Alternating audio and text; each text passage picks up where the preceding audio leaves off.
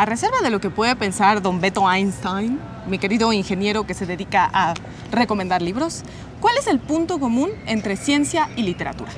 Con la venia. Es fácil tu pregunta. En realidad, Ay, ahora las dos... resulta. Pues sí, es que las dos intentan explicar ver. el funcionamiento del mundo, aunque lo hacen desde perspectivas opuestas.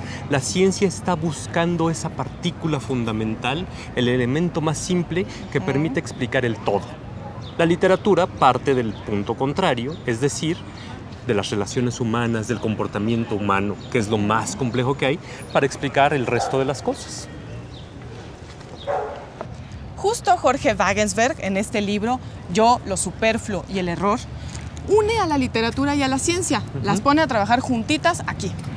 Primero, utiliza a la ciencia en una serie de ensayos de lo más metódicos, ensayos muy bien estructurados, para explicarnos qué es lo que la diferencia de la literatura. Sí, claro. Y después, en una segunda parte, utiliza a la literatura para decirnos qué cosas tienen en común. Es decir, escribe 108 cuentos que tienen como punto común, como punto central, el que trabajan a partir de algún principio científico, de alguna ley.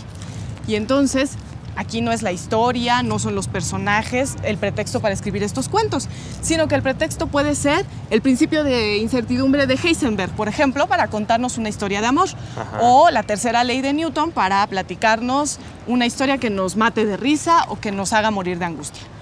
Es algo muy interesante. Tú te decías y te parecía extraño que yo fuera un ingeniero que recomendara libros.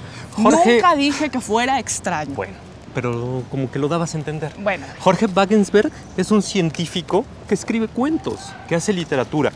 Y entonces entra en una contradicción que es riquísima y que es la parte esencial de su título. Yo, porque Jorge Wagensberg, como toda la literatura, hace un elogio de la individualidad. La ciencia siempre ha estado en contra de la subjetividad, le interesa ser objetivo, le interesan los datos, no le interesan las personas. La literatura, en cambio, siempre ha presumido de yo, el autor, y entonces hasta... Claro, no, bueno, el ego del autor se anda paseando y recibiendo premios, mientras que el del científico tiene que estar bien metidito en la gaveta. Sí, al menos hasta que no salga completo el trabajo publicado, porque si no corre el riesgo de que le roben la idea.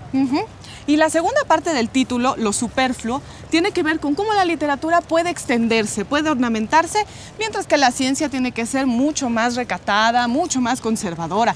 Y entonces en literatura puede existir una novela de 1000 cuartillas, mientras que la ciencia, pues a lo mucho se puede dar el lujo de un aforismo.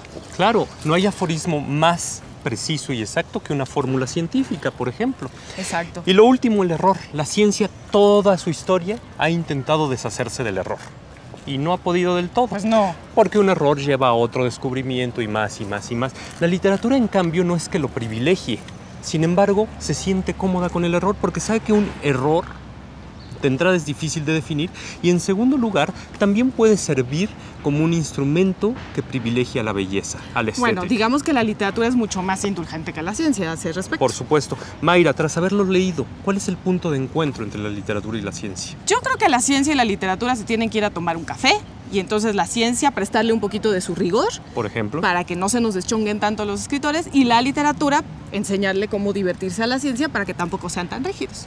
Mayra, la recomendación de esta semana. Yo, lo superfluo y el error, tenemos 4 ejemplares para ustedes de este título de Jorge Wagensberg, así que escríbanos a entrelineas@canal22.org.mx para que obtengan uno de estos ejemplares. Mayra. Jorge Alberto, amigos, hasta la próxima semana.